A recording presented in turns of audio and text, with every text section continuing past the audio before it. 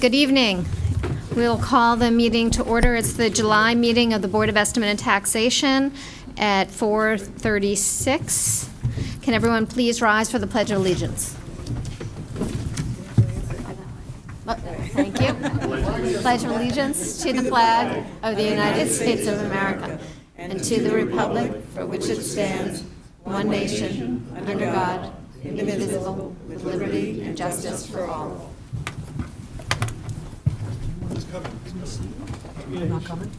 No, we believe that Mr. Drake is in transit and on his way, flight issue.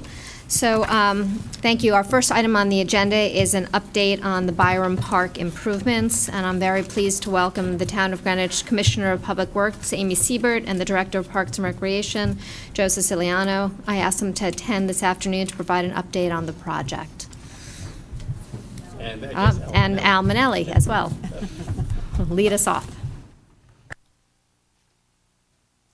Okay. Good afternoon, everyone. As of today, we have received either CO or TCO at the pool. The one area that we do not have any CO on is the concession area, and we're working desperately to get that done. But we need to keep the fire marshal happy, and we'll get that done in the next couple of days. As we stand right now, of the $9.5 million that was appropriated, I know Roland sent out a Munis thing, but we're buying a lot of smaller items. The balance today is $79,500 available. We don't expect too many more things to come up. We're going to get final COs on the pool after the pool season. We have to lower the level of the pool and make some adjustments, and that's when the final COs will be gained. Thank you. I'd like to open it up to questions from the board, or comments from the board. Mr. Raymer. It's not a question. I just want to say that by everybody's estimation, it's a spectacular piece of work. And a spectacular facility. I think there's congratulations all around to all the people who've been involved, most particularly, I'm sure, the department heads that have been appointed, but I think Al Manelli gets a little share of this. And so from me, on behalf of a lot of people, a big thank you to you, Alan, and to all. Just doing my job. I'd like to, you're doing more than your job. What I saw the day of the opening, and the next day, when I took my mother-in-law over to see the facility, it is extraordinary how, and it's obviously very well thought through. It's to me, it's another jewel in the crown of this town, and it'll be used for decades. One question that I have, where it's situated, there's the beach right down at the bottom. Are there lifeguards at that beach? Is it part of the whole complex? I wasn't sure how that works. So I just was curious. We treat the whole complex as one unit, at least for right now. Since we've had some really large crowds, and you've probably read about it in the paper, we had a day where we reached 1,202 people in one 8-hour session for the use of the pool. We're averaging, up until this past week, we were averaging about 850 people a day. This week kind of moderated a little bit. I had to think about people on vacation for 4th of July and a few other things, but as of this morning, we're averaging 703 people a day.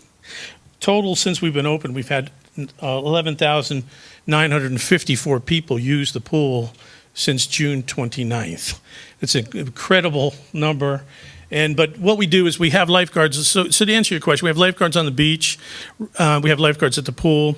And we encourage people, at least for right now, we haven't allowed people to bring their chairs onto the pool deck, only because with these kind of numbers, once people get settled in at the pool, they're going to stay there for a few hours. And we're hoping for this rotation or flow so we can get these numbers through the pool and have people have the pool experience. So people are using the beach right now or the lawn area to set up for the day, and then they're going back and forth between the beach and the pool. And we do have lifeguards at the beach end also. Can you also share with us how much the Junior League has actually in how much the town has in hand Correct. from the 2.5 million promise? I can. The Junior League had came forward with the $2.5 million commitment over 3 years. In the past 2 years, and we're now entering, as of July 1st, the third cycle, we have in the bank $2,199,000 in the bank. So there's a roughly $300,000 commitment that's still out there. Believe it or not, pledges are still coming in as a result of a successful pool story. People want to be part of it. People are buying the bricks, and some people scheduled their commitment of a donation over a course of 3 years for tax purposes and cash flow purposes. So I'm very confident that the Junior League will come through with the other $300,000 over the course of the next 12 months. Have you seen any change in your estimation of how much the overall facility is going to cost you over time? It's really relatively Any new. surprises? 17 days we've been open. It's kind of hard to predict a few things, but we are cataloging and watching things. We're watching things like the chemicals that we use in the pool. That was kind of an estimate based on kind of my experience and running pool operations in my former career and a few other things. And so we'll have to watch that because there's a process of curing the pool, so we're using some different kind of chemicals right now to cure the gunite that's in the pool. So we'll have to watch things like that. We're watching the labor costs. We're watching the staffing allocations. We're 17 days, as I said, 17 days into it, and things are going strong. So, but the good news is that there's an overwhelming success story here. Alan, I can't say enough about his ability to expedite these things and work with as a project manager. We have our differences, but we get the job done, and this has been a great success story for the town. You got two strong personalities who have somewhat different opinions at a time, but at the end of the day, this is a great success story for the town, and it's a new initiative, and people are just loving it. I've heard a lot of tremendous comments, and that's good. Me too. Thank you. Thank you very much. Huge thank you. Thank you for your commitment. Go ahead. Mr. Mason. As I think back to the Budget Committee deliberations, and I was sitting over there, and the Budget Committee was deliberating, and I wish Mr. Finger was here. This was an $11 million conversation down to a $6 million conversation, if I remember correctly, and what we were going to do, and it's fantastic. And the public-private partnerships, excuse me one second, Joe, we need more of these. Very important. I thank the Junior League. But this project, I got an email today, if I may. Mike, it was great to see you at the barn pool opening, and especially nice weather held out for everyone. As we discussed, the project went very smooth due to the town employees that were in charge of the project, especially Alan Minnelli and his team. They understand the needs of the town as well as how to deal with the contractor to keep projects moving and the costs down. They are firm and respectful, which is what we hope for in our relationship with the town. Also, we'd like to think that we had a part in the fabulous results of the barn. Look forward to our next project with the town. Best regards, Bruce Warner Construction Company, who's also a resident of the town. Doesn't get much better than that. Thank you. Any additional questions or comments? Joe? Hi. Yes, Mr. Deuce. I know I echo all the sentiments, a great success for you guys and for the whole town, all the residents here. It's only been 17 days, but I was wondering if you've seen any effect on the passengers going out to Island Beach. And now that they have this other facility on shore, would there perhaps be less demand for access to Island Beach going forward? I have been watching the numbers. I do get the numbers each week on a Monday of what the occupancy is at Island Beach and the ridership on the ferry boats. Originally there was there's a little shift, but island people are generally island people. They're pretty committed to go to the island. What we saw in Barham over the first 17 days, or especially the first 2 weeks, of people with young families who had never been to Barham Park at all. I mean, I was there every week. I was there every weekend for a few hours just to be there to meet people and hear the conversations, and it was enormous outcry of some folks who said, "I've never been here. This is a really beautiful spot in Greenwich," and now it's kind of on their calendar of things to do. So I'm not seeing a lot of shifting around, but a weekend, we could have as many people as between Island Beach and Captain Island, maybe 1,200 people on a Sunday. So we're not seeing this, taking the pressure off. Maybe in the short term, people will go down and try it out. But I think knowing the folks that go to the islands most of the time, they're always there and they have the usual table and they're all set to go.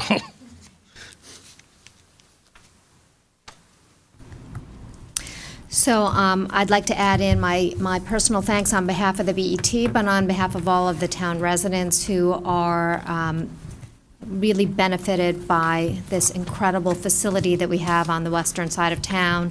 The new playground, the ball fields, the marina, the beach, the pool, soon to be the concession stand. It really, to copy since I don't get to use sports analogies that easily, a home run for all of us. And so I thank actually all of the town departments that were involved. And First Selectman Tessie, thank you for your commitment to this project as well. We really appreciate your being here to start off our meeting with such great news, and congratulations for a job well done. Thank you. So the second item on our agenda is an executive session to discuss pending litigation. Can I have a motion to go into executive session? So moved? Seconded. So, motion to go into executive session moved. Microphone, yes, sorry. I remembered after the fact. Did you get that? Okay. We are back in public session. The motion was made by Ms. Crumick. Somebody want to mention to the people who exited that we're back? I know that there were some people from TAG, for example. Seconded by Ms. Vasiliotis at 4:57, voted 12-0-0 to come out of executive session. So the item 4 on our agenda, there are 3 requests for budget adjustments that I've designated as non-routine on the recommendation of the Budget Committee.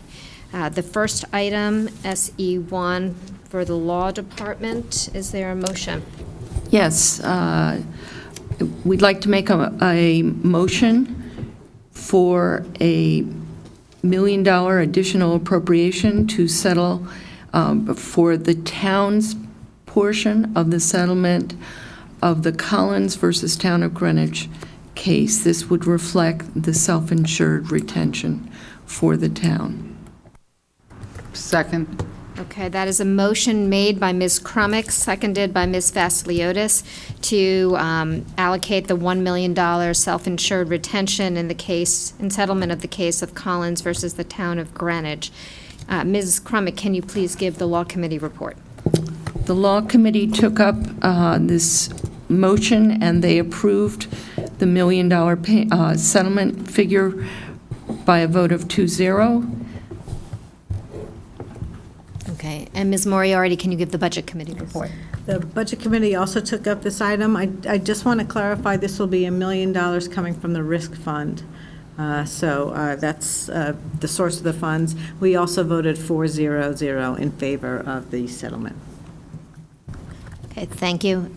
Ms. Crumick. I just want to make one comment that technically this case has not settled. This is in preparation for the resolution of the case going forward.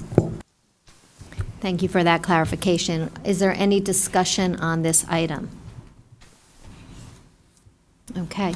Hearing no discussion, we'll take a vote on SE1. It is not a vote on settlement, but it is it's a vote on allocating the $1 million for the self-insured retention. All in favor, please raise your hand and say aye. Aye. Any opposed? Any abstentions? That item has carried 12-0-0. The next item is a release of conditions for TAG and Safe Rides. Is there a motion? I'll move. Moved by Ms. Moriarty. Seconded by Ms. Tarkington. Ms. Moriarty, can you please give the Budget Committee report? Yes, so the Budget Committee discussed this item with Ben Brandon, the Town Administrator, and Mike Miller, the TAG's Board of, I don't know whether you're directors You're the treasurer of the board. During our discussion, TAG reviewed the changes to their services, including their revenues, expenses, and the volume of business, which are still budgeted to result in a break-even operation. They talked about expanding services to existing clients, adding some new business lines with new clients potentially, and some alternate revenue opportunities. Any additional or new opportunities that might require increased costs would only be taken if the new revenue stream would cover all of those costs.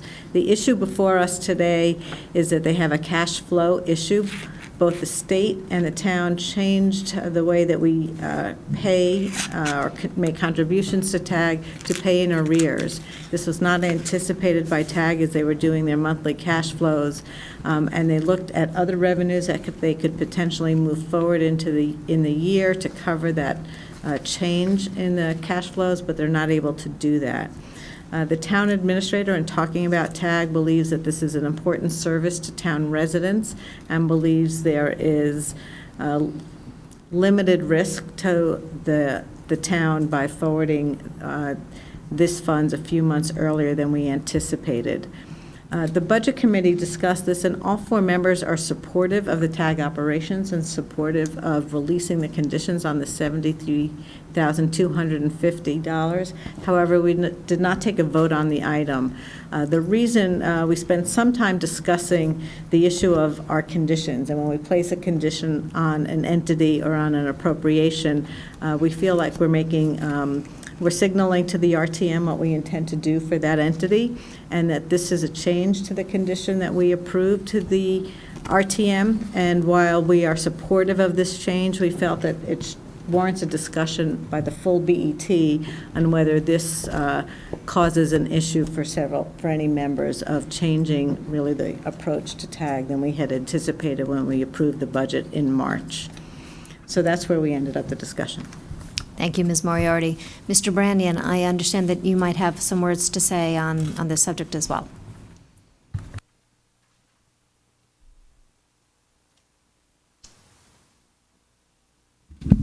Oh, thank you. Just to reiterate what Ms. Moriarty said, the OFS is in support of this. I think the appropriate, as she framed it, it's limited risk with the acceleration of the payment. Not to be redundant from the conversation we had at the Budget Committee, but we raised concerns about the fundraising and the ability to meet their monthly targets in the cash flow. However, as Ms. Moriarty mentioned, and just I want to make sure we're clear, they provide important services to the residents of town, and that's why when we were starting the conversation last week on what their quarterly reports would look like, that's when we were informed that they had a cash flow problem, and we scrambled to get it within this process and then onto the Budget Committee agenda. Without that scramble, we would be having a different conversation today about the services not being provided, and that's why we're here right now, to have acceleration for this payment. Thank you. I'd like to open it up to questions from the board. Any discussion? Okay. So seeing, Ms. Hess? The only question I have is, when we set a quarterly condition, right, it's a process, and so we just passed last month, the first quarter of the new year. The month before that, we had an interim appropriation to kind of get them through the end of the year. And now we're in a third month where we're going to the second quarter of the year. And so I just worry about precedent and the BET and setting conditions and standing by our conditions. And I understand the cash flow need, but we are doing it in advance, not arrears, because we've already approved the first quarter. So you have the money for the first quarter. So wouldn't September be giving the money in advance for the second quarter? So I worry more about, I agree TAG is important, OFF is an important service, but precedent setting in terms of what it means by the BET to provide a condition, that's sort of item one. And the second item, I think what would be really helpful is in the projections, it's hard to, you've talked a lot about which service, you make money on, which one is a loss leader, kind of how that works. It would be really helpful if you could provide the information, not only in the aggregate for the organization, but maybe try to look at sort of a bottom line contribution by the different services that you can provide, so you can see what you are in fact subsidizing, because I think that would be helpful, just as part of the analysis that we go through in terms of approving it. So, my comment. Thank you, Ms. Tarkington.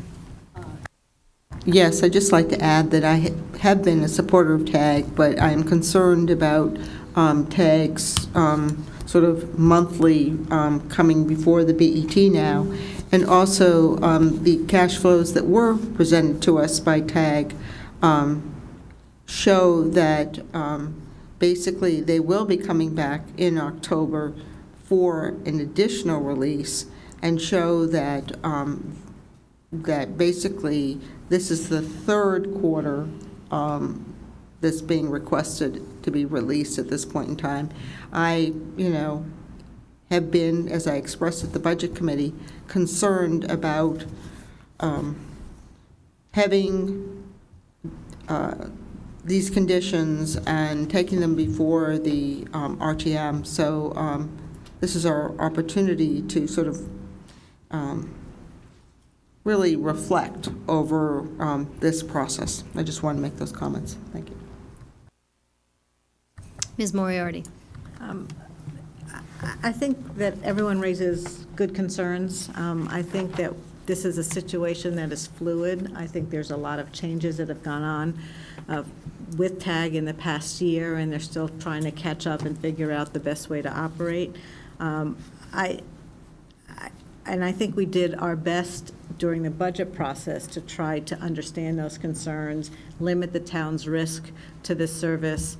However, when I think about what the condition, that we placed the condition on, and it was our best intention at that time, the situation has changed, and so I kind of am understanding that you have to make decisions based on the information presented to us.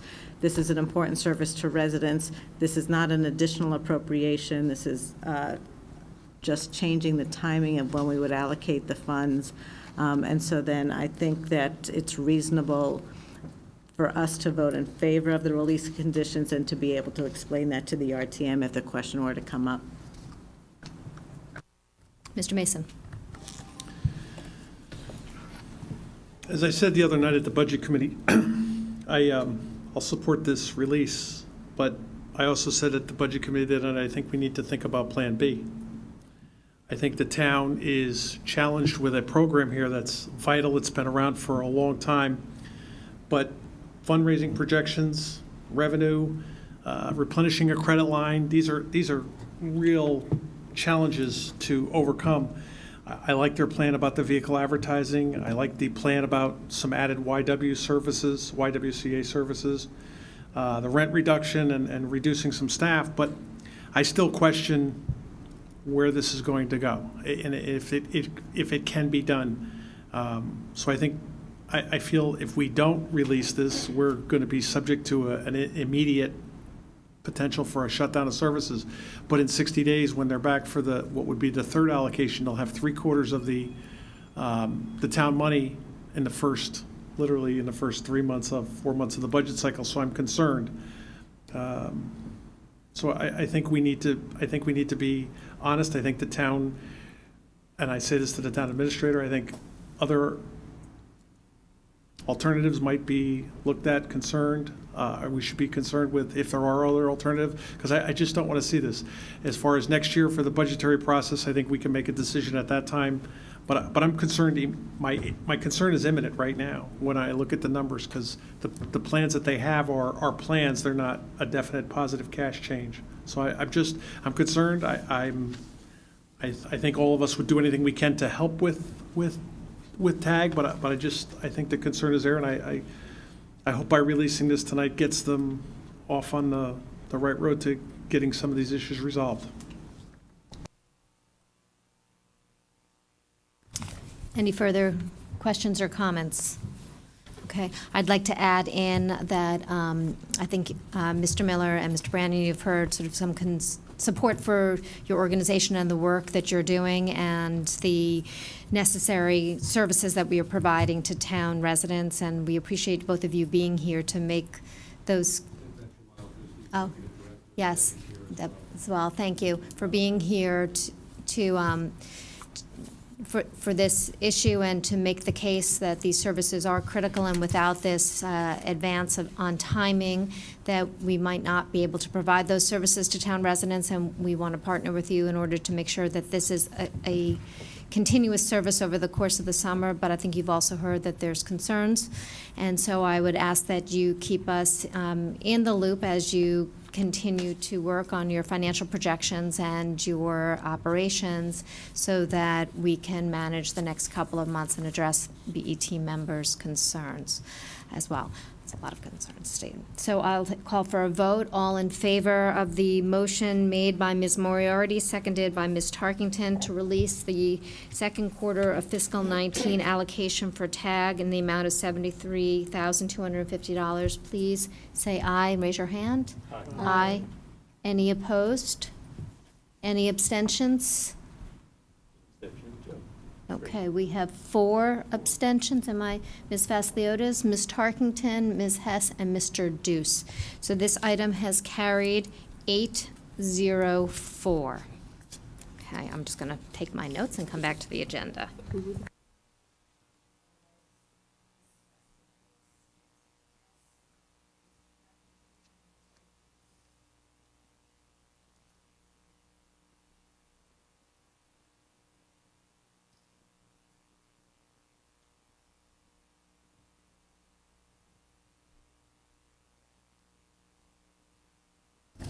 The last item on the non-routine items, ED2, is an additional appropriation for Hamilton Avenue Playground.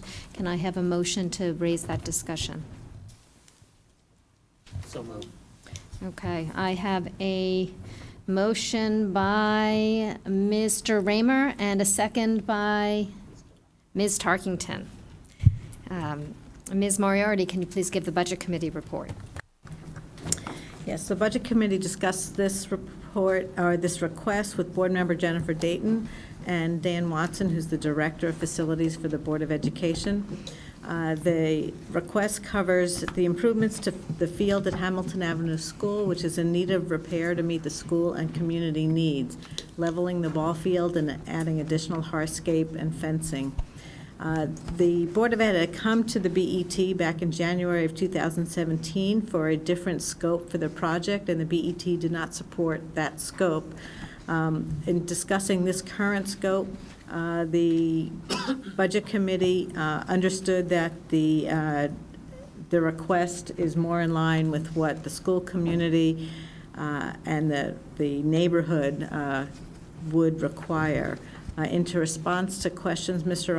Watson indicated that the certificate of occupancy for the Hamilton Avenue School is expected shortly, and then at that time, the remaining funds in the capital account would then be returned to the town. We talked about the timing of this project because it was not included in the capital budget process, and this is because the Board of Ed would like to start the construction in this fiscal year. If the BET approves this item, then it would need to go to the RTM. The vote at the Budget Committee was 4-0-0 in favor of the additional appropriation. This funding would be sourced from the capital and non-recurring fund. Thank you, Ms. Moriarty. We're also joined today by the Interim Superintendent, Mr. Mayo. Welcome. Thank you for joining us. And Ms. Jennifer Dayton from the Board of Education. Do you want to address the board before we open it up to questions? Madam Chair. Mr. Raymer. I just wanted to say a word of congratulations on a very fine appointment as an interim superintendent. And before we get to the substance of the matter, I just wanted that to be said. Thank you. I echo that. Congratulations. And thank you for your presence today, showing your commitment to this project. In order to address a PE curriculum need and a developmental need, the BOE is requesting $424,000 to upgrade the outdoor play space at Hamilton Avenue School. Hamilton Avenue School's playground field is at a slope extending 5 feet from second base to the outfield. This proposal reduces the elevation change, adds proper drainage, relocates the walking path, and adds a paved surface for student play, as well as a paved surface for basketball. Funding is requested as an interim appropriation so that work can be completed in the winter months. We seek approval at this time in order to confirm support for the project before investing in design work. If approved by the BET, we would bring this item to the RTM for approval in the fall. While there is no Connecticut standard size requirement for school fields, Hamilton Avenue School has the smallest outdoor space of any school and is in need of improvement for physical education. Without a quality upgrade, there will be an equity concern, as net square footage per student is 289 compared to 1,082 as the district median, and while we cannot change the acreage, we can change the quality. Community members and BOE members have been formally advocating several years for an upgrade. We directed the administration to create a proposal for 2017-18 and then again at lower cost for 2018-19, but the project missed the budget cycle due to the turnover of 2 key staff whose work was needed for completion of it. Our COO and Director of Facilities, both brand new, joined Havermeyer in the middle of the 2018 budget preparation. Additional time was needed for historical resurrecting of data and consultation with Malone and McBroom on a conceptual drawing, which you have now in front of you. The current proposal is at a substantially lower cost, approximately 45% of the original proposal, and we ask for your approval of this project. Any questions? Thank you, Ms. Dayton. Ms. Hess? Hey, how are you? Is this just, I'm just curious, is this planned as part of the master plan, or is this incremental to the master plan? No, this came way before the master plan. So it's not in the master plan, so this is an addition. So I'm just wondering, I mean. We is it- consider all fields and all buildings in the master plan conceptually, but this preceded any talk of a master plan. It's been in the works for so many years. Thank you. Ms. Tarkington? I was just wondering if there's any further word or update on the C of O. I think last week Dan Watkins indicated he expected it any day, so still any day. Okay, thank you. Ms. Vasiliotis? When do you anticipate this project to be shovel in the ground? In the winter, we Yeah. don't have a specific month. Okay. We pass through the RTM, we'll be able to give you that. Okay. So you do think that it will occur, though, sometime Yes. between after September and Yes. into the We have next? so many projects in the works, it's important for us to get this out of the way. Well, and I guess that's my point, is you have so many projects in the works. Is this the priority out of all of It them? or- absolutely is a priority. I brought this to the attention of the board as early as 2015. It's now 2018. The community has been steady advocates. They show up, they write to us, they speak to us. I know the leaders of the building committee are in favor. I know the community in District 3 in the RTM is in favor, and they will press us for completion. And I guess my question is, would it make sense, though, to wait until the next budget cycle so that it's included and can be fully vetted by everybody, or, Well, I instead of think sticking this to this plan, since proposal- it's been, in the hopper for so long? Well, this proposal has been fully vetted, given that it's the second pass, given that it's at a 45% of the original proposal cost. You won't get a lower cost. The features have been reviewed by the community who lives there. It's been reviewed by everyone interested in the success of Hamilton Avenue as a community. And it is a community, it's not just a school. We've heard from neighbors, we've heard from RTMers, we've heard from PTA. Everyone's behind this proposal. The principal is solidly in favor of all the features of the plan and wants immediate upgrades so that physical education can be on par with other schools. Mr. Raymer?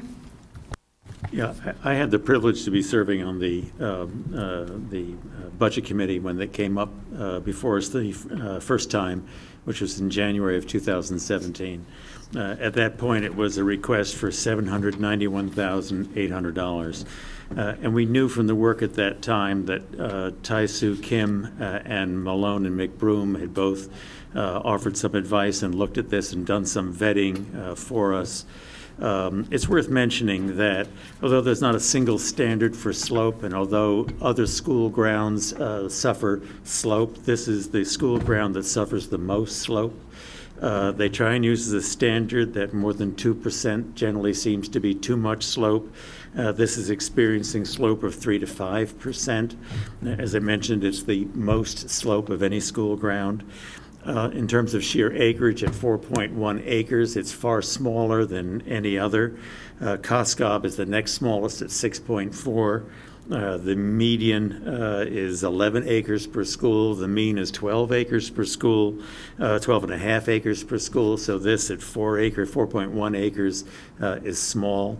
They also do a relationship between the physical size bulk of the school building itself compared to its grounds, compared to every other school. This is by far and away the smallest grounds for the bulk of the building. They also do a matching of what's the area of school grounds available per student in population, and by far and away this is the smallest. This is 289 and a fraction compared to 1,179 as a mean, 1,082 as a median. The work has been groomed from a price standpoint, which is what brings it down from $791,800 to $424,000. We knew this was coming back. We were told this was coming back. We had asked at the Budget Committee to do some tightening of the cost on this, and that's exactly what's been done. We did a pretty thorough vetting at the time. The concern that I had raised at the time, I was troubled that the work didn't include the repair to the basketball court. Well, the basketball court apparently has been repaired in the intervening time, so I'm glad to have seen that done. It's an outdoor basketball court that adjoins the field. It's an end of town that is suffering some deprivation of usable fields. This is a small-ish field. It's a little substandard as a baseball field, but it's recreational space to a neighborhood which is not enjoying a lot of recreational space just now because of environmental concerns. I know that that's a temporary problem, but temporary seems to have a capital T on it and persist a long time. I think those things are useful. So I, for one, am glad to see this item come back to us. I'm sorry it took this long to come back to us, but I'm glad that you did the fine-tuning that we asked you to do. I was generally supportive of the project to begin with. I'm enthusiastically supportive of it at the present time. I think you've done your homework well, and I'm looking forward to seeing this work done. I'm looking forward to a strong, favorable vote here at the BET if possible. Thank you. Mr. Drake. We're glad to see this go forward. I think it's a project that certainly needs to be done, and I'd just like to say it was the redesign was well thought through. It meets everybody's needs at a budgetary number that's good, so I think it's a good example of cooperation and rethink, and I'm fully in favor. Glad to see it happen. Good. Any further questions or comments? Okay, hearing none, I'll call for a vote on ED 12. It's an additional appropriation of $424,000 for the Hamilton Avenue Playground Project, moved by Mr. Raymer, seconded by Ms. Tarkington. All in favor, please say aye and raise your hand. Aye. Any opposed? Any abstentions? 12-0-0. That item has carried. Thank you both for being here, and we look forward to working with you on it. Congratulations again. There are also two routine items. These are detailed on the meeting agenda. Are there any objections to taking up these items as routine? Hearing none, Ms. Crumick, BET Clerk, can you please move the routine items? Certainly. FD1 is a request for $240,500 as a transfer in the fire department for salaries and water bills. And under the Police Department, PD 1 is a request for $60,000 as an approval to use Regional Intelligence Liaison Officer grant. Good French accent. Thank you. Is there a second? I second that. Seconded by Mr. Raymer, moved by Mr. Crumick. Ms. Moriarty, can you please give the Budget Committee report? Yes, the Budget Committee took up both these items regarding the Fire Department transfer first for $240,500. It's to cover unanticipated items in the fiscal 18 budget, and this action is needed to close out the fiscal 18 books. The first and the largest part of it was to cover the cost for the new firefighter contract. The fire department and the town, all town departments have a policy of encumbering funds in prior budgets for contracts that have not yet been settled, but the amount was estimated incorrectly in a prior year. So this new contract, which covers 3 fiscal years, needed to be they had to come up to speed on all 3 years and the mistake that was made in the second year, so they're covering that expense. The other item was to cover water rates, which were increased after the fiscal 18 budget was developed, so an additional $35,000 is needed to cover that additional expense. It should be noted that the water budget in the fiscal 19 budget will also be insufficient given these new rates, and the department will need a transfer or an interim appropriation to cover that shortfall later in the year. I do want to note that the fire department is closing the year after this transfer with only $477 remaining in its fiscal 18 budget, a pretty tight budget if as it turns out. And I think going forward, their budget is they're looking at also a very tight budget in fiscal 19, so that's something that we may need to look at as we go forward. The vote at the Budget Committee on the fire department transfer was 4-0-0 in favor of the transfer. On the police item, PD1 for $60,000 use of grant funds, we also discussed this request with, I believe it was Lieutenant Barry, who represented the police department at our meeting. This is a new grant. They have not received this in the past, and they're requesting approval to use this to cover the costs to have one of our detectives take a position at the state's Connecticut Intelligence Center in Middletown. It is a part-time position. They will, the detective will be there 1 day a week, but also probably perform some functions from Greenwich at the time. As discussed with this and looking at the workload of the department, we asked some questions about the impact on the department, and they actually indicated that this is going to benefit them. Currently, when a crime occurs in our town, it doesn't usually start in Greenwich and finish in Greenwich, so that they are using resources from other communities for background information and for other information to help solve the crime. So by being actually at the Intelligence Center, they will be making contacts and more efficiently communicate with the other communities, both in Westchester and Connecticut, to get that information. They are very excited about receiving this grant and want our support. It is a 3-year contract, but it is being approved, or memo of understanding, I should say, because while it's a federal grant that's administered by the state, the funding has only come through once a year. The town has the ability to exit the agreement at any time it doesn't see the need to continue it, and but hopefully they will, they probably intend on coming back next year for the same grant. The vote at the Budget Committee was 4-0-0 in favor. Thank you, Ms. Moriarty. Are there any questions or further discussion on either of these two items? Hearing none, I'll call for a vote on FD1, the transfer for the fire department of $240,500, and PD1, the approval to use the grant for the $60,000 for the police department. All in favor, please say aye. Aye. Any opposed? Any abstentions? Those items have carried 12-0-0. Item 5 on our agenda is the assessor's report. Ms. Elliott. Good evening. Good evening, Madam Chair, fellow members of the BET. I'd like to present the assessor's report for July 2018. As you all are aware, I'm sure, the tax bills are out. I think they were sent on the 27th or 28th of June. Currently, the assessor's office is making the necessary adjustments. Most of the adjustments we make in July are to the motor vehicle list, the motor vehicle portion of the grand list. In addition, we have our property inspections for the 2020 revaluation. We currently have 3 to 4 appraisers out there every day. We are on target for our, if you recall, we have to do about 3,300 property visits during the, well, I consider the spring, summer, and fall. And so far, it's going well. We've had very few concerns or questions raised by property owners. So far, so good.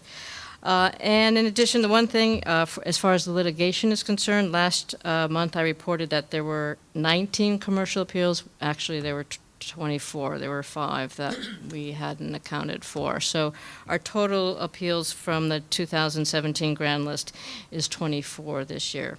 Last year in 2016, I believe we had 27 being brought. So it's about par for the course. Does anybody have any questions for me this evening? Okay. Mr. Raymer? I would move the acceptance of the assessor's report. Second. Okay. The assessor's report moved by Mr. Raymer, seconded by Ms. Tarkington. All in favor, please say aye. Aye. Any opposed? Any abstentions? That item has carried 12-0-0, which brings us to the Comptroller's report. Welcome back, Mr. Minarski. Thank you. It's good evening. It's great to be back. I want to start out by saying I want to personally thank Mr. Geiger, who filled in for me. I heard nothing but good things. And thank you, Roland. Really happy to have you back. Yeah. A couple of quick updates before I open it for questions. Page 1, at the request of the BET, I give the monthly school construction reimbursement update. Unfortunately, we got the 2 payments in January and March, and there's there was communicated to me that there's a computer glitch with new software. We did not get the April submission for the May reimbursement, and it's slowing up the July reimbursement. So to date, we've received 2 payments for $8.2 million, and the cost to date through July 16th, you must understand that there's a queue as far as the backlog of bills that have to go through the building committee. We're a little over $10 million, about $10.1 million. It was a glitch at the town's end in making a submission? No, with the state. It was a glitch at the state in making a remittance? That's correct. Okay, thank you. Page 2, I noted that there's 2 liaison reports. So I'll just real quickly, 2 items. Through June 30th, the preliminary results for the year are 8.78% performance net of fees returned. The June 30th flash report is the most important flash report of the year. We have to wait for the trailing private debt and equity numbers to come in. It's used for the CAFR, and it's used for the actuary report. And traditionally, we haven't gotten figures in until as late as October from one of the investments. These are the quarterly reports, and they're notoriously late. So as of June 30th, we're about 8.78. We'll probably come in around 9%, and you won't get the final June flash report for a couple of months. The second item is the second paragraph, and there was a preliminary meeting last Friday with Neuberger Berman. There was a healthy discussion about the investment/discount rate of return from the capital market assumptions. There's a very important meeting July 26th in the Mazza Room in the morning at 8 o'clock. I invite you to come. The attendance is really good. We get the preliminary report from the actuary, and we set the assumptions for the July 1st, 2018 actuary report, which has potentially a large budgetary impact. There is talk of lowering the assumption rate for the investment/discount rate from 6.75 to 6.25. There's talk of changing the amortization schedules, and the potential could be a few $1,000,000 a year, depending on what we end up voting on. So I invite you to that.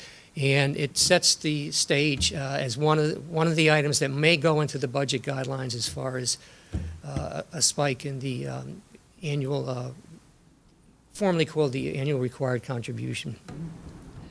We can go back for any questions. I'm not going to get into the Nathaniel Witherall because I think, is Mr. Norton going to give a presentation? I'm not going to say anything then. And then the insurance renewal program, in my Before you do the insurance Sure. renewal, just a comment on FEMA. Is that money ever going to come? You know, it's disappointing. A lot of you don't know Ron Lally. Ron Lally spent so many hours, weeks and months of hours with his assistant working on the FEMA reimbursement. To steal your term, home run, he hit 4 home runs in a game. It got so disappointing that there was turnover at the state level. We're down to between $1 million and $1.5 million. We had the 3 hurricanes last year. It got pushed aside. To answer your question, they're starting to reimburse on some of the storm we had in Connecticut. They're working on that paperwork, and the other storms. It doesn't look good, but I'll never say never. We've been waiting for this for years, and it's over $1 million. But to go back to Ron Lally's work is we were made whole. We basically got as much as we appropriated on this as far as the millions, but we're at the mercy of FEMA. Is it FEMA or the state? Well, it's just representatives. I guess there's a pass-through through the state people. Did the state? I think it's localized with each state. State negligent in terms of the filing for the claim, or was it FEMA that just isn't funding, or? I wouldn't use the term negligent. I don't know how FEMA is staffed. I know that last year was an extraordinary year with the hurricanes. There were 3 of them, and they basically dropped everything and went to the 3 more current hurricanes. And my risk manager, in preparation of this report, does a follow-up every month with the representative from the state. Does that answer the question? Yeah. Not a good answer, right? The insurance, in my 14 years, this has probably been the most disappointing insurance renewal. We purposely go out of our way to invite Frank Olin to give us a presentation in February, give us warnings on any spikes in insurance. And to Mr. Weisbrod's question as a segue, we've always looked at the property as being the one that would spike with going back to the years of Katrina and the subsequent hurricanes. This is presented a dilemma, a budgetary dilemma for the finance department who handles the FIS charges. We're short $400,000 for the policies that we haven't renewed yet. They renew in August, September, et cetera.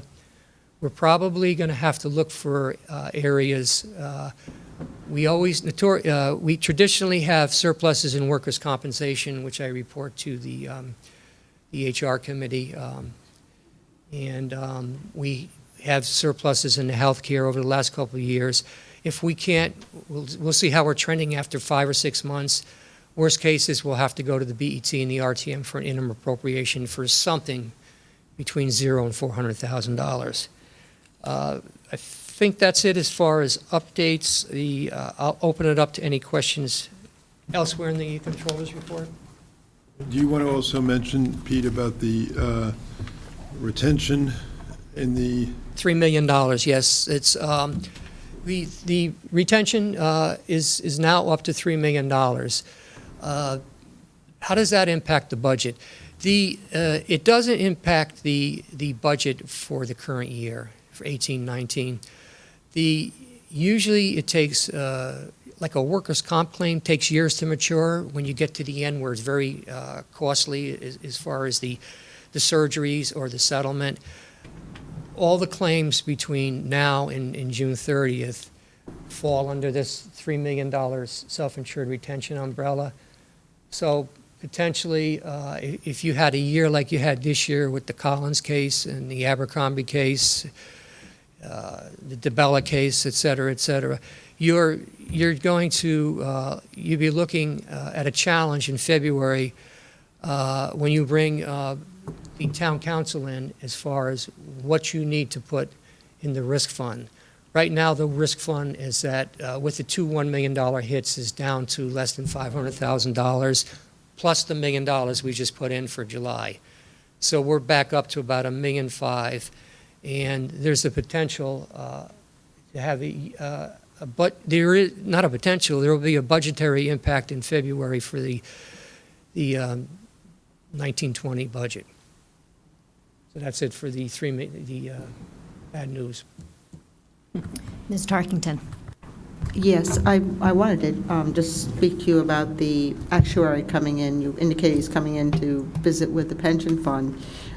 We also get an actuary report for OPEB, and you talked about the change in assumptions that the actuary was, or that the retirement board was considering in their discussion. How do you feel about these changes? Will you be paralleling these changes for the OPEB trust? Is that something that will be discussed in the investment committee? Can you just give us a little background? Because in the past, we had parallel assumptions in both our retirement, fund and also in our OPEB trust. Excellent question. I'm going to answer that first by saying that we sequence the two actuary reports. We have a charter requirement to have the retirement actuary report signed off, voted on by the retirement board by December 1st. So our priority number one is to have the retirement actuary report started on in July and finished by no later than October for a vote. We usually do the OPEB report behind it, usually that'll be due in December, or January, and we need that number for the budget. Although, if you look, it's dramatically decreased in the last couple of years because it's tied to health care as opposed to labor wages with the retirement. The plan is to put it on the agenda probably, they're not meeting in August, probably in September, have a discussion with the OPEB board, and it'll go to Mr. Weisbrod's group, the Investment Advisory Committee, and it'll be vetted probably in the month of September as far as whether we want to take the discount rate down to a 6.25. One of the things is we're a lot different than the retirement board. We don't have any private debt and equity except for that little Alarian investment for $200,000, which isn't doing well. But to answer your question, we're going to sequence this behind the actuary report for retirement and then bring it to the Investment Advisory Committee and the OPEB board in September. Thank you. Thank you. Andy's got a question. Mr. Deuce. I know it's been past practice, but you don't need to have the two rates be the same, the one that's used by the retirement board for pensions and the one used by OPEB, as you alluded to. Most companies have different rates. It's based on the relative riskiness of the liabilities and the assets. They may be close, but they're not necessarily the same everywhere. Thank you. Mr. Raymer. So I'm not necessarily particularly knowledgeable about the management of retirement funds, but I am aware that, or it does seem to me that from the standpoint of the retirement board, and from the standpoint of Neuberger for that matter, I can see that they might have a predisposition to have a lower discount rate. It sets a benchmark for performance at a lower level, makes it a little more comfortable for them if the actual portfolio performance shouldn't be less than the anticipated discount rate. I can see they have no particular objection to the town putting more funds into the retirement fund. So I can see that there could be the possibility for a mild bias to favor a lower discount rate. I don't know if they'll have before them, this is in the nature of a request, if they'll have before them benchmarks of what other municipalities, most particularly AAA-rated municipalities, most particularly municipalities that are viewed as having well-run retirement funds. I don't know if they'll have before them when they're making their decision on the 26th of July, what other municipalities are currently doing by way of a discount rate, what other municipalities are doing for a period of amortization, what other communities are doing for a smoothing model as they go forward, the three benchmarks that are before them. The charter says that the retirement board shall, and in my words, I don't think I have the correct words of the charter, says that it shall indicate to the town the funding that's necessary for the operations of the retirement board. I'm not quite sure that creates a carte blanche for the create any discount rate they like, even to include a discount rate that then commands a payment from the town that is actually larger than that needed to operate the retirement fund for the upcoming year. But it would be beneficial, and this is the nature of a request, that many of us will go and listen to that meeting. I don't think we offer anything, we're just listeners. But I'd be grateful if the retirement board could have available to it a sense of benchmarks of what other municipalities are doing, so at least they shouldn't be too crazy on their concept of being too free with lowering the discount rate to a discount rate that maybe is not appropriate. Okay, we get that every year. It's been reported every year that we're well below the average.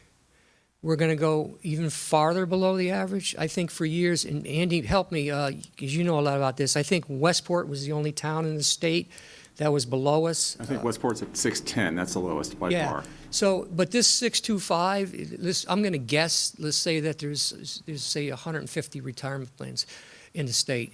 We're going to be number 2 as far as the lowest, I'm going to guess. I mean, you know that the state was up, one of them I think is still at 8, and the other one's a lot lower at 7. The teachers is at 8 and Yeah. 8, and the other one's 675. We get that information every year. We know we're well behind. Where we're different, lower than our peers. And I'm going to stick with Connecticut in government municipalities. I forgot what I was going to say about the discount rate. Lost my train of thought. Well, Peter, if I could jump in, Jill, sorry. When you compare what's being done in the corporate sector, our discount rates are about easily 200 basis points higher, far and away. And the risk is the same. It's a pension plan for employees. And I could argue all municipalities, even Westport, the discount rates are far too high. Now, what they do is practice in all municipalities, they tie the discount rate for the pension liability to the assumed return on the pension assets. Yep. And that's what drives our process here. And if I could just expand upon that, one reason why Newburgh Bourbon had raised the idea to the retirement board of lowering the discount rate and the assumed return on investment assets is that they're projecting a much lower return over the next year of 6.25, I think, over the next 12 months. Newburgh, I'm sorry. One advantage of having a lower assumed yield on the pension assets is it allows us to have otherwise a little bit less risky investment portfolio. If we would keep the assumed rate of return around 6.75, the current rate, they would come up with a portfolio that have a much higher implied volatility in the assets. Right now, I think what they propose at 6.25, the portfolio would be about 13% risk, which is probably the high end of what we would tolerate as a town. I remember what I was going to say, but Basically, we do it differently than other towns. The other towns are influenced by the budget, the impact, and there's fear. I know the state for years was way up in the 8.5s and the 8s because of the actuary will tell them the budgetary impact on the requirement, the required contribution. We do it based on more realistic facts. Newburgh, which is out of the process now, they did their presentation. Their influence was last week. They gave us 2 scenarios, a 5 to 7 year scenario based on the capital market assumptions on what we have invested and the risk that Andy referred to, and the long-term horizon of 20 years. But what I was going to say before is most towns look at the budget impact. And if they say, if it's, in our case, let's say it's a $2 million or $4 million increase in the annual contribution, they won't drop the discount or rate of return from a 6.75 to 6.25. One of the options that might be out there is phasing it in like we did. You've been on the board for a number of years. We used to be at 8.5 when I got here, and that was unrealistic back in 2004 when I was here, and it took us 5, 6, or 7 years to start going down 8.25, 7.75, et cetera. So maybe we'll go, and I can't predict what the other 3 are going to do. I know what one of them's going to do. He's going to 6.25. But the other 2, one is set on 6.25, but we could maybe phase it in. But either way, they're going to have a budgetary impact on to the taxpayer. So, Ms. Tarkington was first. sorry. So I would just sort of repeat and add to what Jeff has said, and then also what you added, that we do benchmarking. But I would like that benchmarking to include all of the areas of the proposed change of the retirement board, whether it's the smoothing or whatever the number of years, to really get a feel for what others are doing, because you can't just look at the discount rate. And I would like to have you, when you do this or ask for the benchmarking, not only get this information from our actuary, but perhaps also from our investment advisor, because that is obviously, his input is critically important to us at a later point. So I just want to support what Jeff was saying, and then I let you use your best judgment in terms of how you get this data, but just give us an array of the different areas there could be change. I'd just like to add to Mr. Deuce's point, I'm well aware of what discount rates are being used in the private sector, but we have made progress in terms of reducing our unfunded liability, and I think we have to keep it all in perspective. And I also do understand that there are different risk profiles with the OPEB trust, but we've kind of, we're a volunteer board, and we've kept these various and sundry economic rates, discount rates, and so forth in tandem, because I think it's easier for tracking in many ways. Thank you. Okay. Mr. Weisbrod. So just one comment. Let's not lose sight of the fact that the pension is a full faith and it's a full faith and credit of the town of Greenwich. The town of Greenwich is on the hook for these payments, however we fund them and however we deploy, however we define discount rates or amortization. I think that, we'll get to the right answer, in my mind, as a result of a combination of the actuarial input as well as the benchmarking that we all seem to be in favor of. I think my recollection of the benchmarking is that we at 77% are a little on the low side in terms of other major communities in Fairfield County. There are some that have lower discount rates. Andy pointed out a couple, but we're probably in the hunt. Maybe the right solution will be to phase the discount rate in over time.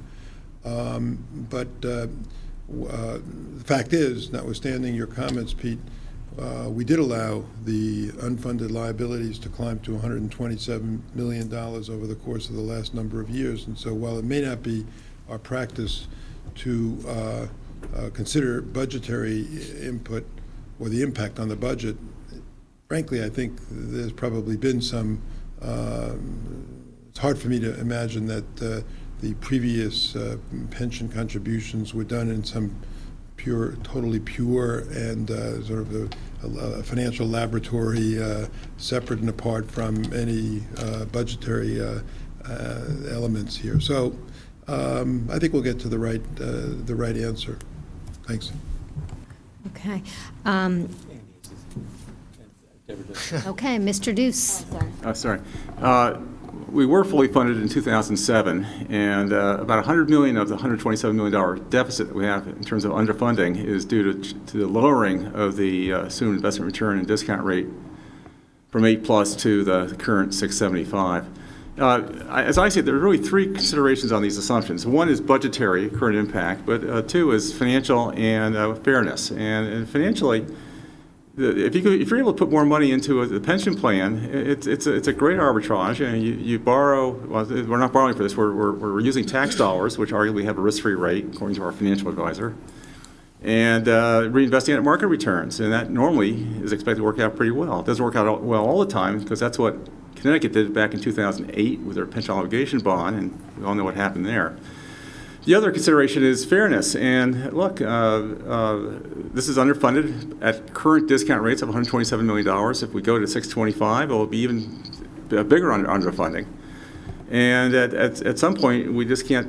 We should cease putting the obligation on a future generation of taxpayers and recognize that this is something that's owed, and it rightfully should be funded a little bit sooner.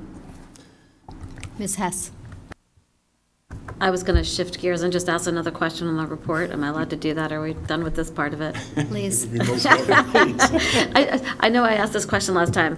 The whole Newburgh Berman and the custodial services, and I know it's being reviewed with the legal department as well as the BET Law Committee. Could you just, and you don't need to answer it now, I just would be curious to know, is it common practice where Newburgh Berman is providing the investment advice as well as the custodial services, knowing that our treasurer is really not supporting this? I just would like to understand maybe what others are doing here, and if it's more commonplace, that's just a different answer than this is a one-off. I just would maybe like to understand the background a little bit on it. Okay, I can get back to you, right? Yeah. Thank you. Okay.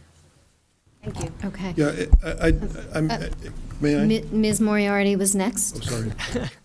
I just wanted to comment on that part of your report as well, and I just want to thank you for putting in the opinion of the treasurer on that particular issue. I know that she has strong feelings, but I also appreciate hearing all sides of the issue. Thank you. You're welcome. Yeah, may I? Mr. Weisbrod. Thank you, Chair Oberlander. To Deborah's point, to Ms. Hess's point, I think we're going to schedule a meeting in September. We have a meeting scheduled for September. We may have to reschedule because of a religious holiday, but the meeting is currently September 11th of the Investment Advisory Committee. It may have to be rescheduled a day or two. The intent of that meeting will be to open it up to the entire BET, because we would plan on having Newburgh attend, the operations part of Newburgh attend, for an open diagnostic, if you will, which I would welcome the input from all the BET, to examine the whole question of the custodial changes that are being proposed. It's now, I think we'll get into that later in the meeting in terms of the law committee and their view of this, but I think it needs to be vetted openly. By that I mean the end-to-end process, so that we all understand exactly how this would really work. And I'll try to write a little introductory email for all of us so that we understand what will be presented at that September meeting, so that, because there's been many questions about what this change is it the right thing, and our treasurer is opposed to it, how do we want to look at it, and so hopefully we'll address all that in September. Well,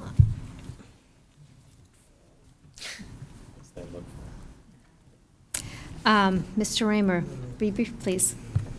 Yeah, I had, first of all, by the way, the italicized language on the last page is not the opinion of our treasurer. It's a quote out of the industry standards is the Government Financial Officers Association best practices. So it's not just her opinion, it's the industry opinion of people in her profession. But I want to ask a question on a different thing. It relates to the tax collector. At the bottom of page 5 and the top of page 6, you have some discussion about the expanded use of the lockbox. Did you want to speak to that? Not at this point, unless you're going to allow Howard to speak, but I support it. I think it's a good idea, and I think it's working well. This is something that before Howard came on board, was my treasurer was pushing. Other than from where I'm looking right now, I think it's going well. But Howard, it's more qualified if you want to comment. We're concerned about the time elements, and I'm getting a glare from our chair. So I think I'm not going to encourage that. I did want to ask also then on page 7, a bit the same subject. You talk about bank reconciliations and tax collections, and your discussion relates to the handling of the chargebacks of credit cards. Can I ask, on the broader subject of some of the problems we were looking at before, where are we at this point on refunds? Are we reducing the backlog of refunds? Yes. How about on the NSF checks, the bounce checks? Are we reducing the backlog on those? Yes. I can answer all your questions. I had a meeting with Howard this morning and one of my staff, and basically going back to late last year when I gave lengthy controllers reports on some of the answers some of the questions that you put in, all of the previous issues, the backlogs, whether it's have been addressed. We're now concentrating on the audit issue for reconciling on a monthly basis, and strategically we decided to group together. Howard and I met for an hour this morning with my staff and work all in the same room on the reconciling. So to answer all of your questions, all of them have been gone away. It's just now the one piece that's in the audit about reconciling on a monthly basis. Good, thank you. And nothing else, Mr. Chairman, Madam Chairman. Okay, well, Mr. Morarski, as you can see by our discussion that we missed a comptroller's report for 1 month, and but while I have you here, actually, I just note that we have 2 items on our agenda for new business for later in the meeting, the cash management resolution and the OPEB renominations, and they're, I think, both addressed in your comptroller's report. I didn't know whether you wanted to touch on them now while you're here, as opposed to bringing it up later. They require votes. Yes. Okay. Yes. Can you just give a little bit of background on each of those items? Okay. The OPEB board. The OPEB board used to be a special revenue fund. January 1st of 2008, after the BET voted on it, the RTM made it a trust fund. The members back then were Larry Simon, Robert Stone, and Art Norton. And we gradually, over the years, replaced them with new people. They were 3-year terms. They were Rob Stricker, William Ferdinand, and Phil Skidmore, who unfortunately passed away in the middle of a term, who was replaced with Joe Pellegrino. So every year, we come before you, and we're here tonight, to replace the 3-year staggered term with Mr. Pellegrino, who is replacing Mr. He's being reappointed. He replaced Mr. Skidmore. Annually, we have to vote per the agreement on a chair, and the board has continually decided to pick Mr. Stricker as the chair. It's a 3-member board. They're volunteers, and they work very well together. We went from a quarterly meeting to a monthly meeting. And if you've ever attended the meetings, you could see where my staff gives presentations that are excellent, and they really spend a lot of time on this as far as keeping the OPEB trust board up to speed on investments and searches. We used to pay $150,000 to New England pension consultants when we wanted to do a search in the retirement board. And my staff of Natasha Yemitz and Kathleen can do that within weeks and present it each month. So before you is the reappointment of the 3-year term of Mr. Pellegrino and the chairman for Rob Stricker. The cash resolution is a BET policy that's required by banks. Banks, first of all, if you want to do business with a bank, there's two sides to it. The bank will require finance boards to authorize the town to do business with them. That's one of the reasons for the resolution. The second piece is your control over your controller and your treasurer so that they don't go out and invest in a bank that might not be a qualified public depository per state statute. There's a risk element there. As a matter of fact, one of them that you're seeing redlined out, I won't say it publicly, but we got a letter from the state treasurer that we can't do business with that bank temporarily for risk reasons. So this is a resolution. It's been around for many years, and this is just where we're coming before you for an update. And I don't know if you're going to, are you going to, I don't know, there's another presentation. There's the CD piece where through the Investment Advisory Committee, we want to expand our investments from 10 million to 20 million, and we want to get into the Treasury area.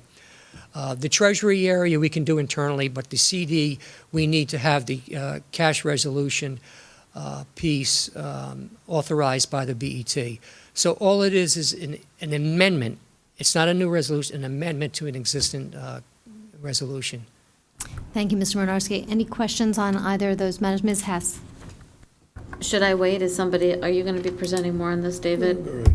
So on the cash side of it and the investments, being able to do more on the CDs and kind of, is it in terms of the type of investments, is it adding incremental risk to not having access to the cash? Is the amount of incremental return that you get? It looks like you can't lock up more than 25% of it over 60 days. So are you really taking on that much risk? Is it that worthwhile? Are you really making incrementally that much more money to do it? Well, the reasons is diversification. We only have 4 banks. We need areas where we can diversify it in. As far as the risk in the CD program, the FDIC, the insurance is $250,000. All of the investments are $240,000 and change. So they fall below the $250,000. We've exhausted research on guarantees to get that money back. Not only can we get it back, we can get it back in a timely manner, not months or years, but a matter of days or weeks.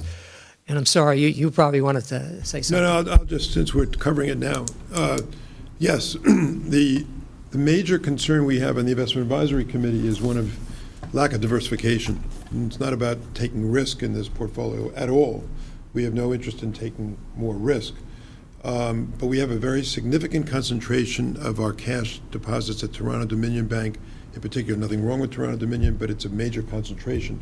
So one of the discussions is to diversify. One area of diversification is the existing Alvarez and Marcel program, where we use them as a vehicle to invest in, as Pete just explained, banks where we have deposits up to the FDIC maximum.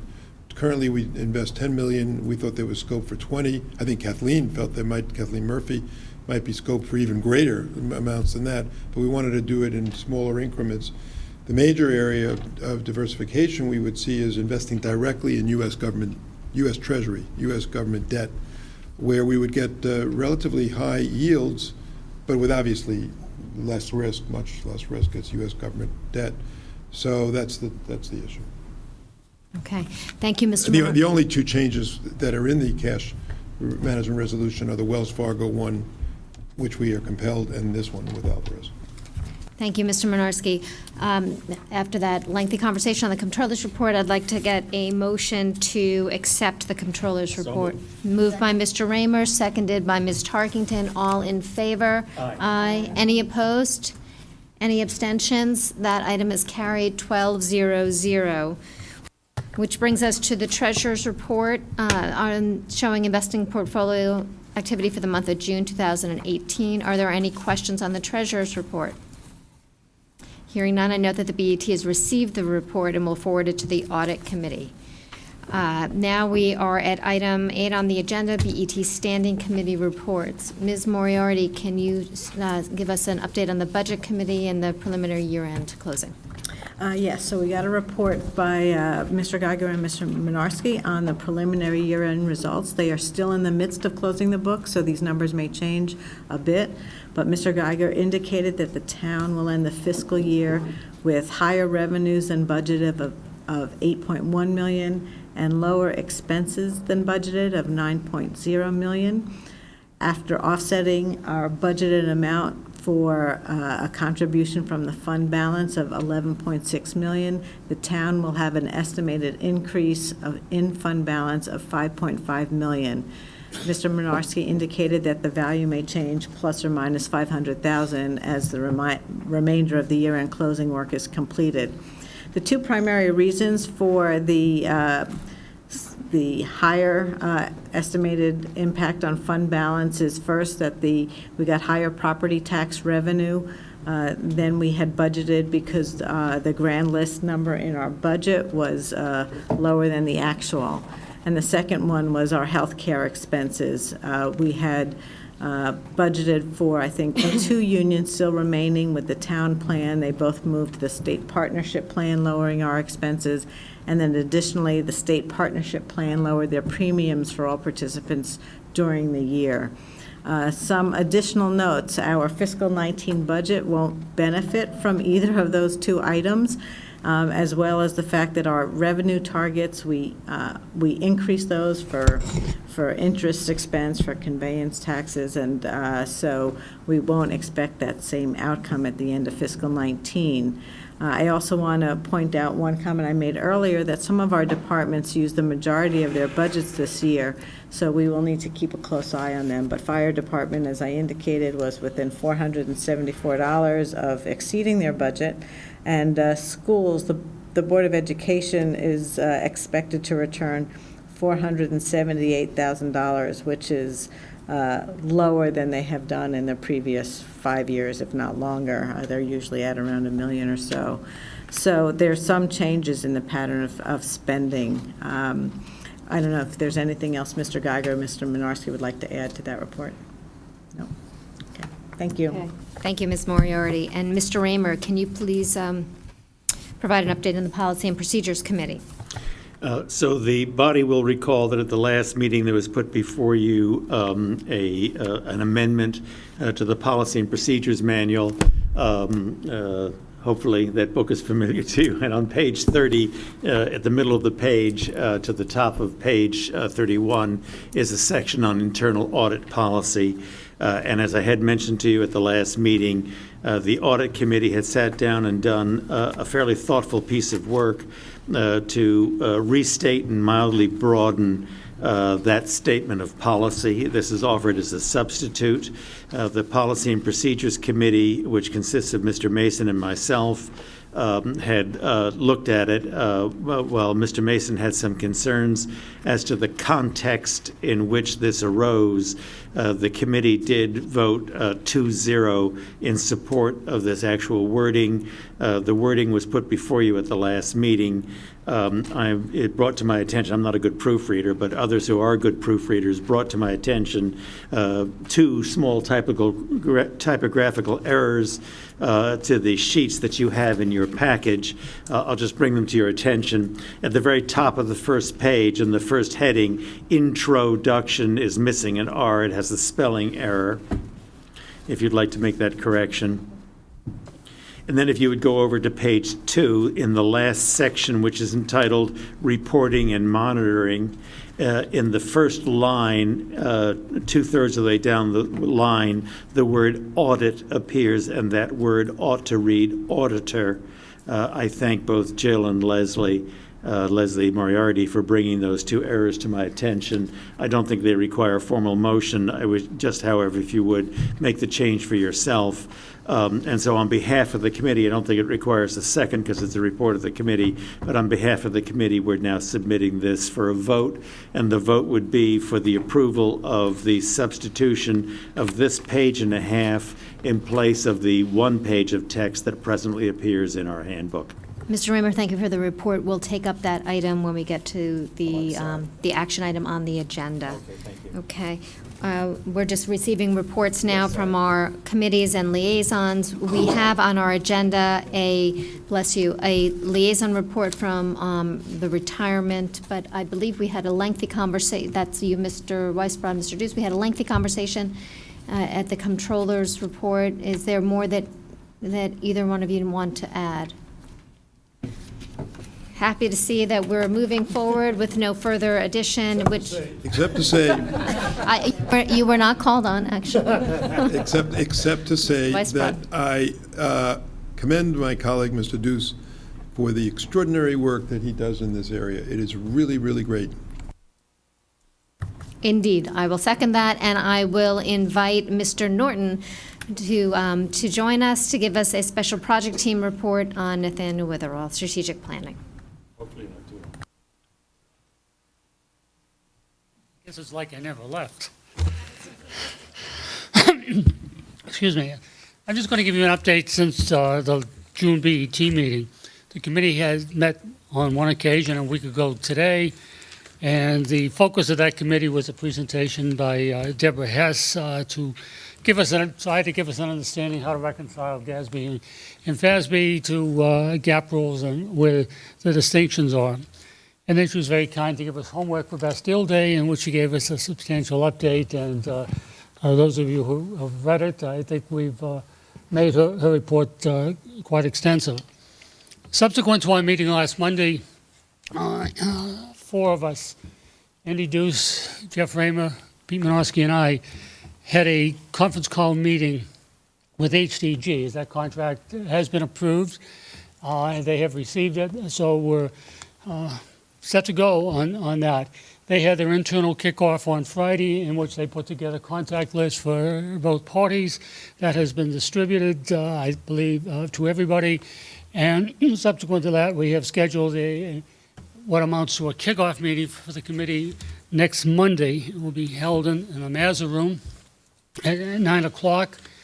I'm going to post an agenda because I believe it should be posted for this, because this is actually a committee of the BET, and it's a public event. The agenda will basically have two items. Number one, that the host of the meeting is HDG, and they're putting together their agenda to proceed with the project.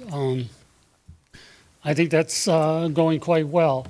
That references RFP 7404. On the second RFP, which is for accounting services to be provided by O'Connor Davies, number 7405, that's, I don't believe as of the close of business today, it has been, the signed contract has been received back from O'Connor Davies.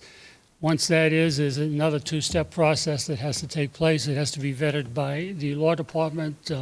As I was coming in and Wayne was leaving, I asked Wayne if he had seen it today, and he said he did not think so. And subsequent to that approval, then it goes to finance to sign off, because they're actually paying for it.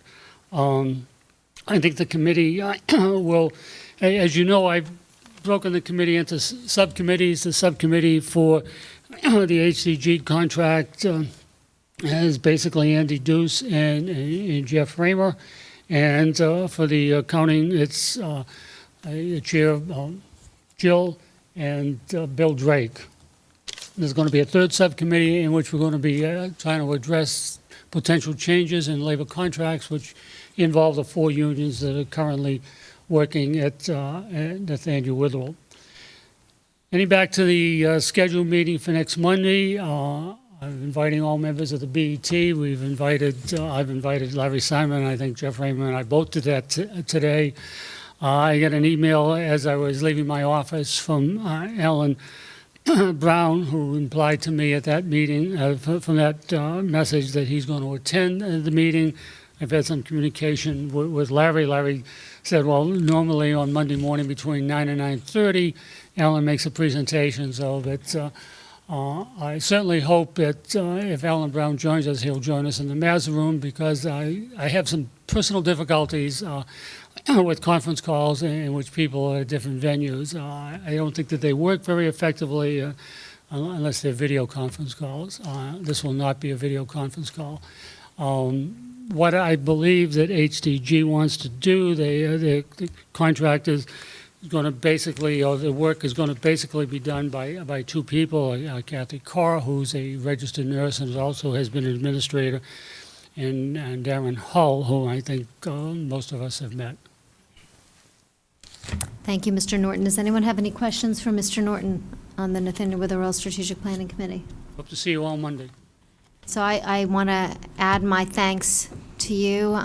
This project is an important project of the BET, and I appreciate your spearheading it. I'd also like to commend both your committee and procurement. I think it was something like 4 months from when the RFP went out to when we've responded back and have contracts in place, which is a very tight turnaround. I know that everyone was very, very disciplined about attending the meetings and responding and doing the interview process. So thank you for keeping it all moving forward and being with us today. I think the committee is going to be just as active as it was in the last term, at least monthly meetings. And in that, specifically in that, the next meeting that full committee is scheduled for, I believe, August 8th. I may ask if the members are willing to change that, because it's my understanding that at least 3 of you will not be in attendance. The day before that or the day after, I don't know which one it is, Nancy Weissler is having some eye surgery.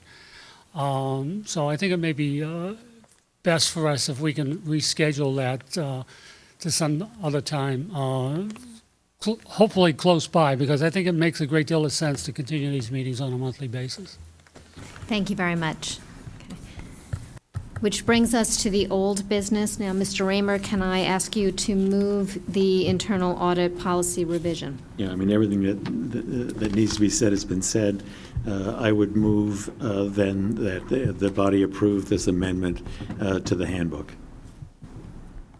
Thank you, Mr. Raymer. Is there a second? It's actually a motion on behalf of the Committee, committee. It requires a second. Okay. Motion on behalf of the committee made by Mr. Raymer does not require a second. Can I open this up to discussion? Mr. Deuce. I think I found another typo. Sorry. It's in the penultimate paragraph, second line. Currently there's a comma after management's response. I don't think the comma should be there. On page 2. Is that the last paragraph? The first to the last. This is a typo on the second line of the second to last paragraph. The comma should be, after management's response, should be deleted. Thank you. Ms. Hess. So I just, I guess maybe I didn't realize that we were going to vote on this today. As one of the authors on the audit committee, I support this policy, but I almost think that it has changed significantly from what we had approved at the audit committee, and I was hoping that maybe we'd get a black line and just kind of take one more look, and does it require the approval of the audit committee before we put it to the full BET? This is an item that was, I think the black line was distributed at not the last meeting, but the May meeting, showing the changes, and this was an item that was put on the agenda by policy and procedures. So it's just, there have been, other than these typos that have now been corrected or have been raised, there's no additional changes that I'm aware of. Any other comments? Okay, hearing none, I'm going to call for a vote on the revision to the internal audit policy. This document, as corrected by the 3 typographical errors, would replace the language on internal audit on page 30 of the Policy and Procedures Manual. All in favor, please say aye and raise your hands. Aye. Aye. Any objections? Any abstentions? So I'm going to say it's 12-0-0. I didn't see all hands, but 12-0-0 in favor of this revision. Thank you very much. That item has carried, which brings us to 2 items of new business this evening, both of which were discussed during the Comptroller's report. But Mr. Weisbrot, can you introduce these 2 items of new business? Yes, and this will be brief. There are 2 changes to the investment advisory, I'm sorry, to the cash management resolution as indicated. One is to delete Wells Fargo as a bank that we can place money with, and that's a function of state statute. We have very little, no choice. And two is further on, the increase in the amount that we can invest in the CD program from $10 to $20 million. As mentioned, this is the Alvarez and Marcel sponsored program whereby town money is effectively placed in bank deposits, no such deposit to exceed $250,000 in a diversified pool of banks, all of which therefore is under the FDIC limit. Those are the two changes. Okay. This resolution, which is in the packet for this evening, which was blacklined to show the changes as introduced by the Investment Advisory Committee, requires no second. Is that correct, Mr. Raymer? Yes. So I'd like to open this up to any discussion on this item. Hearing none, we'll take a vote. All in favor to approve the changes to the cash management resolution, please say and raise your hand. Aye. Aye. Any objections? Any abstentions? That item has carried 12-0-0. Mr. Weisbrod. And then the other item is the reappointment of Joe Pellegrino and Robert Stricker as members of the OPEB Trust Board. We, on the Investment Advisory Committee, have been observing the action of the OPEB Trust Board over the last 8 or 9 months, and their results have been quite good. It's a small portfolio, $27 or $8 million, but I think we see this as a kind of a laboratory of self-management, if you will, where we get the input from town volunteers. I think their actions have been very good, and they met or exceeded benchmarks throughout the time that we've been watching this. So we voted 4-0 to reappoint Mr. Pellegrino and Mr. Stricker.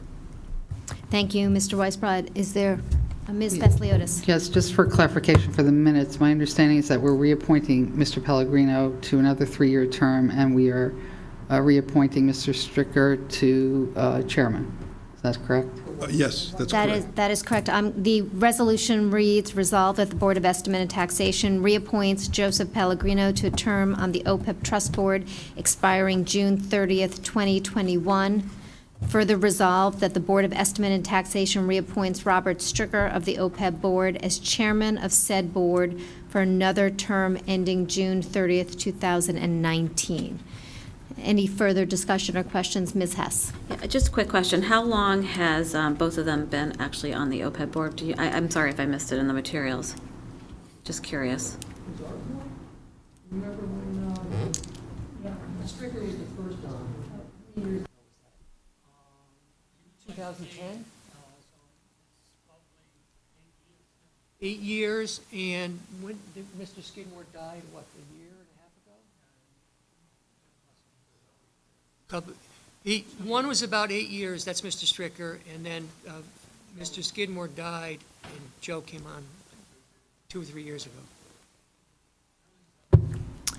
Okay. Okay. Further questions, discussion? Okay. All in favor of these 2 nominations, please say aye. Aye. Aye. Any opposed? Any abstentions? 12-0-0. Those resolutions have carried, which leads me to just a few quick things for the chair's report. While the BET does not have a scheduled August meeting, I note that many of its committees will be hard at work. We just heard from Nathaniel Witherell, Strategic Planning. We'll be working on budget guidelines, the Retirement Board meeting, and all those of you who will be attending on July 26th. So it will continue to be a very full summer, and I want to thank you again for your commitment and contributions. In addition, if you have not yet received the town survey to assess community needs for the Eastern Greenwich Civic Center site, you can find it on the town website. The survey is live until, for those of you still listening, it's live until this Friday, July 20th, and your input is valuable, and I do want to echo Mr. Minarski's thanks to Mr. Geiger for serving us over the period when Mr. Minarski was absent, so thank you very much, Roland, for your support. Which brings us to the approval of the BET meeting minutes. You've all received draft minutes from the June 18th, 2018 regular meeting of the BET. Are there any proposed changes to these minutes? Ms. Moriarty? I was hoping to produce the first set of minutes without a typo, but unfortunately, I did not meet that goal. On page 5, under the chair's report, the date indicated for the July BET meeting, today's reads the 15th, it's actually the 16th. Thank you for reading carefully. Any further comments to these minutes? Okay. So this is a motion by Ms. Tarkington. Is there a second? Second. Seconded by Ms. Moriarty. All in favor of accepting these minutes as amended, say aye. Aye. Any opposed? Any abstentions? Oh, yes, Ms. Crumick has abstained. So approved 11-01. Ms. Crumick abstaining as she was absent for the meeting. There being no further business for tonight, I wish you all an enjoyable 6 weeks, and I hope to see many of you over the coming weeks. Is there a motion to adjourn? So moved. Moved by Ms. Fasciotis, seconded by Mr. Deuce. We're adjourned at 6:30 p.m. Thank you.